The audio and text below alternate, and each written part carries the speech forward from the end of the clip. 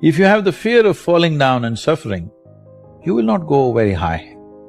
So this one fundamental thing has to get across to all the human beings on this planet. Your experience is entirely determined by you. This is what the word karma means, unfortunately. It's become something else here. Karma means action. That means when we say your life is your karma, we are saying your life is entirely your making, 100%. What happens in the world? There are many, many forces involved. What happens within me, it's 100% me. If you don't take charge of this, then you're an accidental life. When you're an accidental life, anxiety is very natural. The moment you start feeling abundant and worthy, you are generating wealth. The moment you're empowered and feel it, you're beginning to step towards your success. The moment you start feeling whole, your healing begins. And when you love yourself and you love all of life, you'll create an equal. Now you're causing an effect. We're not here as human beings having a spiritual experience. It's the other way around. We are all infinite spiritual beings having a temporary human experience. And coming to a place where we live our lives from that infinite place and beginning to know our soul.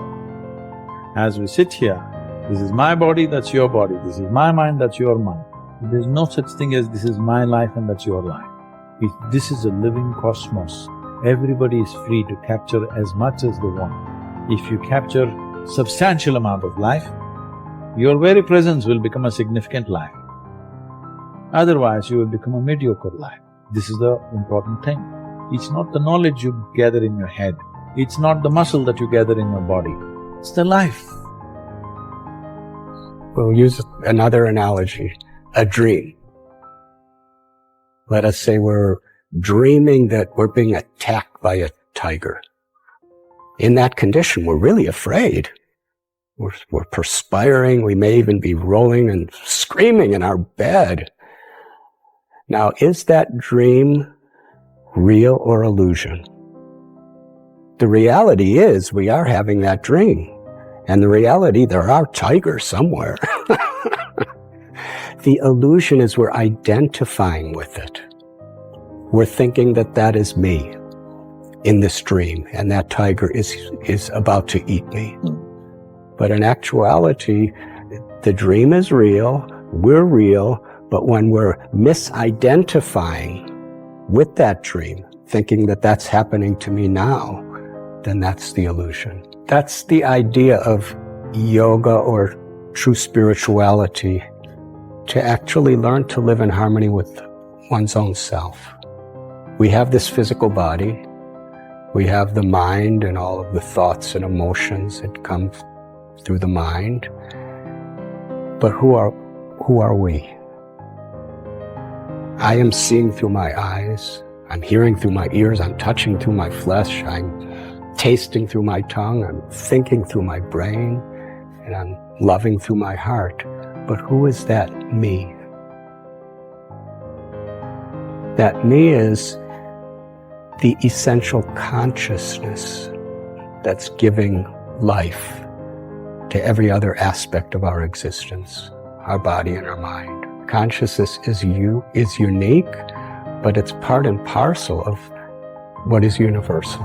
And unless we understand that uniqueness of our own true consciousness, then we can't really appreciate the universal nature and how we're all actually connected. Everything is connected and everyone is connected, and everything and everyone in this world is interdependent. And Emerson said that the reason why there's so many problems in this world is because human beings are disconnected from their own true self. The senses, the mind, the intelligence requires to be in harmony with the heart and with the living force within the heart, which we call the soul or the spirit. And when we understand the sacredness, the beauty the eternal nature of our own spirit, then we can recognize it in creation, and we can recognize it in others. When we don't realize, experience, perceive the sacredness of our own true self, then our perception is an illusion of the world. But when we understand who we are and understand our harmony and relationship with the world around us and the people around us, then we're actually seeing everything as truth. We're seeing it as a spiritual reality, even in this world. When you change the way you look at things, the things you look at change. Albert Einstein once observed that you have the most fundamental and major decision that you have to make in your life is this: do I live in a friendly or a hostile universe? Which is it? Is it a universe that is filled with hostility and anger and people wanting to hate each other and people wanting to kill each other? Is that what you see? Because when you see the world that way, that's exactly what you will create for yourself in your life. This is from great scientific minds. And the interesting thing is that this is not just a clever play on words, that when you change the way you look at things, the things you look at change. It's actually a very scientific thing, and I'm going to show you that in just a moment. I'd like you to imagine the following scene. You're in your house. You've got your car keys in your hand. The lights go out. Power failure. You can't see a thing. You stumble around in your living room and you drop your keys. And you look around for a moment and you realize that you're never going to find them in the dark. But you look outside and you notice that the street lights are on. So in your mind, a light bulb goes off. I'm not going to sit around here in the dark and grope around looking for my keys when there's a light on outside. I'm going to go out here under the street light and I'm going to look for my keys.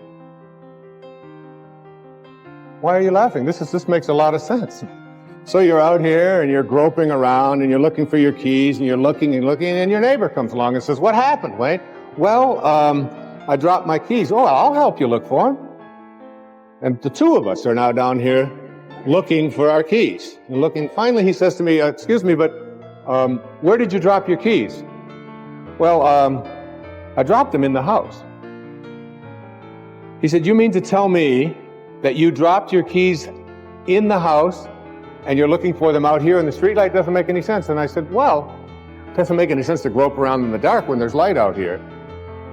Now you laugh and you think how silly that is, but isn't that exactly what we do when we have a problem, a difficulty, a struggle that is located inside and we're looking for the solution outside, someplace outside of ourselves? It would be like going to the doctor and telling him all of your symptoms. And the doctor says, "Oh boy, you've got a lot of symptoms." And he starts writing out prescriptions. You need a prescription for this symptom, you need a prescription for that symptom. And finally, he gets this 4 or 5, and you go to walk out, and you say, "Well, I'd like my prescriptions." He said, No, I'll give this one to your mother-in-law, and I'll give this one to your neighbor, and I'll give this one to your daughter, and I'll give this one to your father. I mean, you're the one with the struggles and with the difficulties, and expecting somebody else to change or something outside of you to get better in order for you to make your life work at this level that I'm calling intention is something you have to really take a hard look at. It's in here.